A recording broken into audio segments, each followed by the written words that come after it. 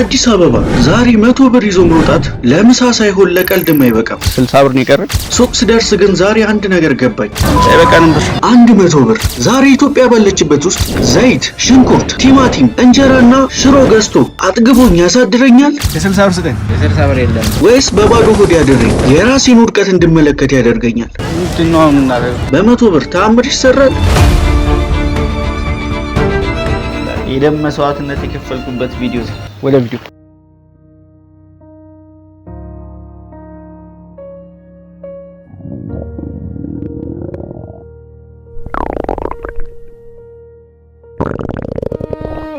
ረሃብ ኩራት የለውም። ረሃብ ትህትና የለውም። ሆዴ ባዶ ሲሆን ጭንቅላቴም ባዶ ሆነ።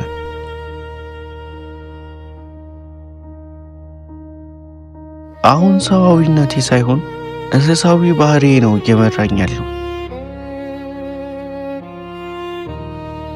ረሃብ መጀመሪያ የሚሰርቀው ትኩረትህን ነው። አይኖች እያዩ አያዩ፣ ጆሮች እየሰሙ አይሰሙ።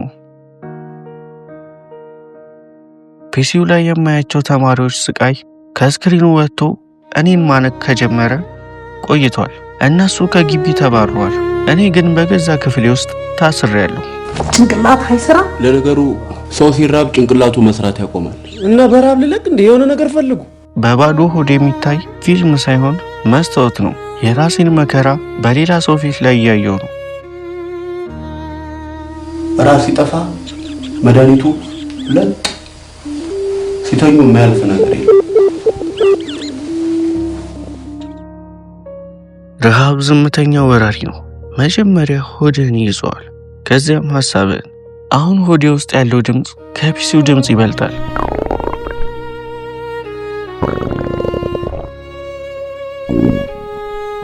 ልክ እንደ ተራበ አውሬ ወደ ውስጥ ይነክሰኛል። ደም ስሮቼ ውስጥ ስኳር ሳይሆን ባዶነት የሚዘዋወረው። ጣቶቼ እየተንቀጠቀጡ ነው። ጭንቅላቴ ውስጥ ያለው መብራት እየጠፋና እየበራ ይረብሸኛል። ሰውነቴ ነዳጅ አልቋል እያለ የሚጮህ አሮጌ ሞተር ሆኗል። ጭንቅላቴ ሙዚየም ሆኗል። ከዚህ በፊት የበላኋቸውን ምግቦች ሁሉ በቁም ስቅል ሊያዩኝ ተሰልፈዋል።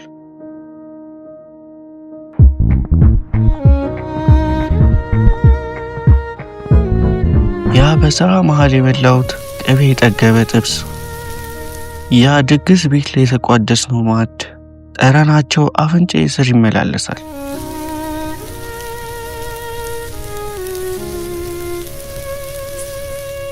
በወቅቱ ጠገብኩ ብዬ የተውኳቸው ፍርፋሪዎች ዛሬ በሕልሜ እየመጡ ይከሱኛል። ትናንት የናኩት ጉርሻ ዛሬ የናፈቀኝ ሲሳይ ሆኗል። ስልኬን በየደቂቃው አየዋለሁ። የሆነ ሰው ተሳስቶ ብር ቢያስገባልኝስ? የሆነ ደንበኛ ደስ ብሎት ቦነስ ቢልክልኝስ? አልጋዬን አገላብጣለሁ። የሆነ ቀን ደብቄ የረሳሁት ብር ከትራሱ ስር ቢሆንስ? ቤተሰቦቼ ሀብታም ቢሆኑ ኖሮ ብዬ አስባለሁ። እዚሁ አልጋ ላይ ሆኜ አሜሪካ ያለ ዘመድ ድንገት ቢደውልልኝ እላለሁ። ረሃብ የሰውን ልጅ ወደ ሕፃንነት ይመልሰዋል። በሌለ ተስፋ እንድንቆም ያደርገናል። ሰው ለካ ወዶ አይደለም የሚሰርቀው፣ ረሃቡ አስክሮት እንጂ።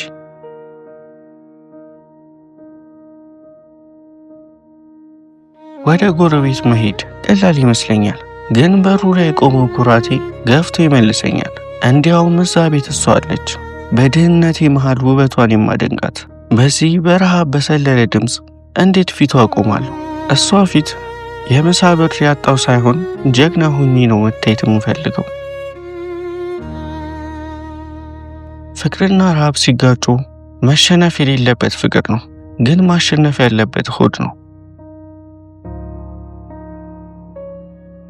ጭንቅላቴ አዲስ ሐሳብ መፈለግ አቁሟል። አሁን የሚያስበው ስለ ህልውና ብቻ ነው። አንድ ጥያቄ ብቻ ነው የሚመላለሰው፣ ዛሬ ምግብ ከየት ይመጣል? ለመቆም ስሞክር ክፍሉ አብሮኝ ይቆማል። ለመቀመጥ ስሞክር መሬቱ ይሸሸኛል። ኪሴ ውስጥ ያለችውን 100 ብር ሳስባት ይገርመኛል። 100 ብር በአንድ ወቅት ለትራንስፖርት እንኳን የማትበቃ ትርፍ ሳንቲም ትመስለኝ ነበር። ዛሬ ግን እንደ ቅዱስ መጽሐፍ ደጋግሜ አያታለሁ። ዛሬ ይህቺ ወረቀት ብር አይደለችም፣ በህይወት ለመቆየት የምከፍላት ካሳ ናት። ግን ጥያቄው ይህቺ ወረቀት የዚህን አንበሳ ሆድ ታስታግሳለች? ክብርና ረሃብ አብረው አይመጡም። አንዱ የግድ መልቀቅ አለበት። ዛሬ ኩራቴን እዚህ አልጋ ላይ ጥዬ እወጣለሁ።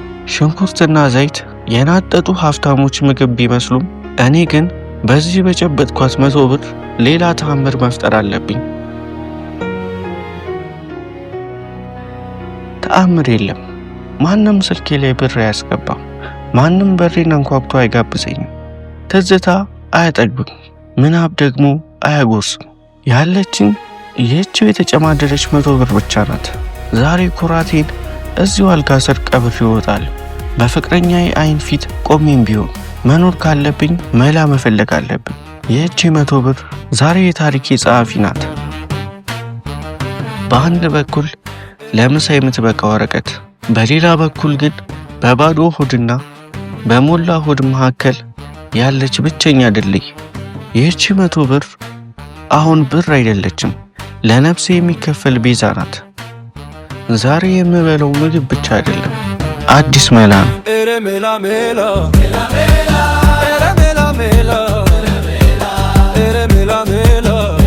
ይህቺ 100 ብር መጨረሻዬ ናት ወይስ ጅማሬ? መኖር ካለብኝ የግድ መላ መፈለግ አለብኝ።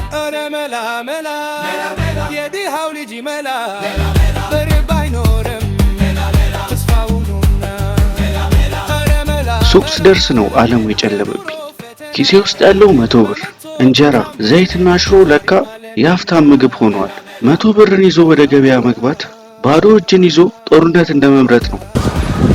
ዘረዘረ 20 ብር ከፍዬ እንጀራዬን አቅፌ ጉዞዬን ቀጠልኩ። የኑሮ ፈተና በ100 ብር ታምር ዛሬ ማለት 60 ብር ነው የቀረን። 60 ብር እንግዲህ ሽሮ ካገኘን እንፈልጋለን ማለት ዞር ዞር ብለን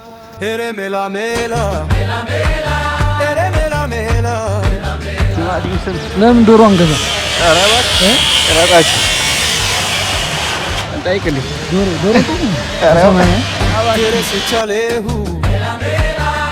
ጉሊት ስንደርስ ካሜራማኑ ዶሮ እንግዛ እንዴ ብሎ ይቀልድብኛል። በሳኩበት አፌ ውስጥ ግን ምሬት አለ። እንኳን ዶሮ ለመግዛት ለቲማቲም ብሩ እየበቃኝ አይደለም።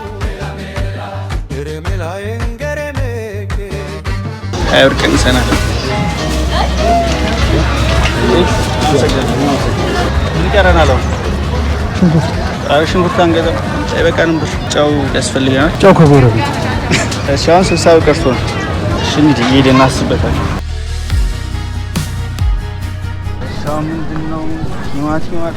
ምንድነው የምናደርገው? ጭንቅላቴ ኢረር እያሳየ ነው። መላ መፈለግ አቅቶት ሊቆም ሲል ጓደኛዬ ያንን ያልፈለኩትን መፍትሄ ያመጣው። ጨው ይጠፋል ቤት? ጨው ከጎረቤት፣ ዘይት ከጎረቤት። ለምን እነሱ ጋር እንሰራ? ሽንኩርትስ ጎረቤት። ቤት ተመለስኩኝ። ሌላ ቻሌንጅ ከፊቴ ቆመ።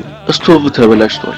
ረሃቡ መላ ሰውነቴን እያዞረው፣ አሁን ደግሞ የኤሌክትሪክ ሽቦ ጋር ግብ ግብ መጀመር አለብኝ። ስቶቫችን ተበላሽቷል። አሁን ወደ ጥገና። በራሞች አሉ። በራም ታየው አንተ ተቃጥሏል። እዚህ ሆዴ እየጮሁ ነው። አንተ ከመራቤ የተነሳ ሽቦ እጄን ወጋኝ። የደም መስዋዕትነት የከፈልኩበት ቪዲዮ ግን ህመሙ አልታወቀኝም። ምክንያቱም ወደ ውስጥ ያለው ቁስል ከእጄ ይበልጣል። እጃችንን በፕላስተር አስረን አናቆም። ፕላስተር ለጥፌ ስቶቡን ሰራሁት። ዛሬ በላሁም አልበላሁም አልሸነፍም። አሁን የቀረን ዘይት ነው። ዘይት ያው ከጎረቤት ነው የምንወስደው።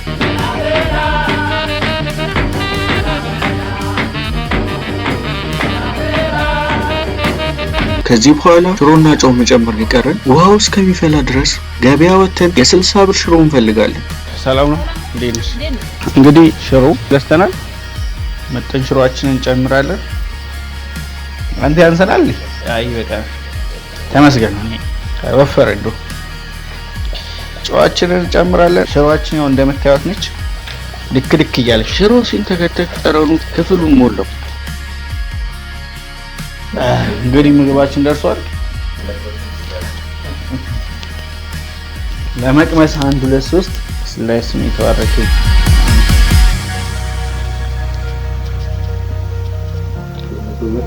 መጀመሪያ ስቀምሶ የነበረው እርካታ በገንዘብ አይለካም።